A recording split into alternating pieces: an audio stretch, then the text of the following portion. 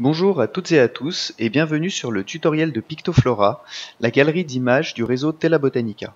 Ce site comporte toutes les photos publiques publiées dans le carnet en ligne des utilisateurs de Tela Botanica et des différents projets dont les photos des observations postées sur Identiplante. Durant ce court tutoriel, je vais vous expliquer comment et pourquoi voter et taguer les photos sur ce site.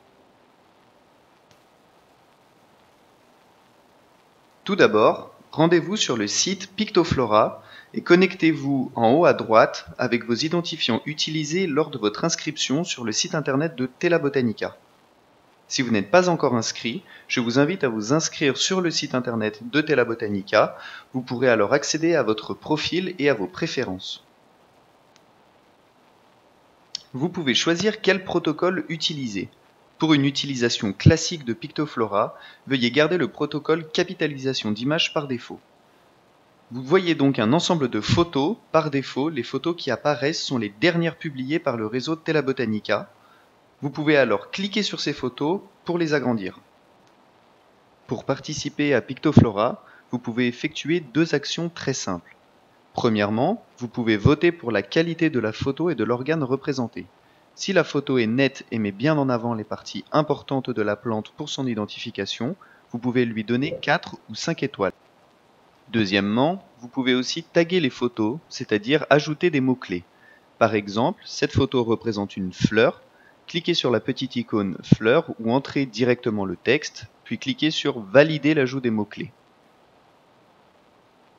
Cette photo, par exemple, a déjà été taguée comme étant une feuille. Les photos taguées qui reçoivent le plus de bonnes notes pourront être retrouvées dans la fiche iflore de l'espèce concernée. Vous pouvez accéder à plus d'informations concernant une photo en cliquant sur l'icône plus située en haut à gauche de celle-ci. Vous avez notamment la possibilité de signaler une mauvaise identification, ce qui vous enverra automatiquement sur le site Identiplante afin que vous puissiez proposer une nouvelle détermination. Vous pouvez aussi effectuer une recherche libre concernant une espèce, un genre, une famille, un mot-clé, un auteur, une date ou un lieu précis. Par exemple ici, Dicentra spectabilis. Vous trouverez alors toutes les photos de cette espèce. Vous pouvez, si vous le souhaitez, utiliser la fonction de recherche avancée pour filtrer correctement les observations que vous souhaitez voir apparaître. Par exemple, je ne veux voir apparaître que les photos taguées fleurs de cette espèce.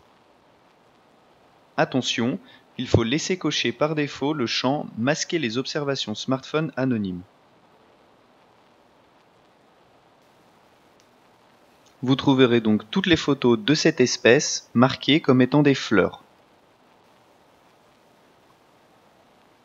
Il est aussi possible de modifier le nombre de photos à afficher par page, 12 par défaut, et de trier les résultats suivant différents critères, à savoir la date de publication, la note moyenne, le nombre de points ou de tags.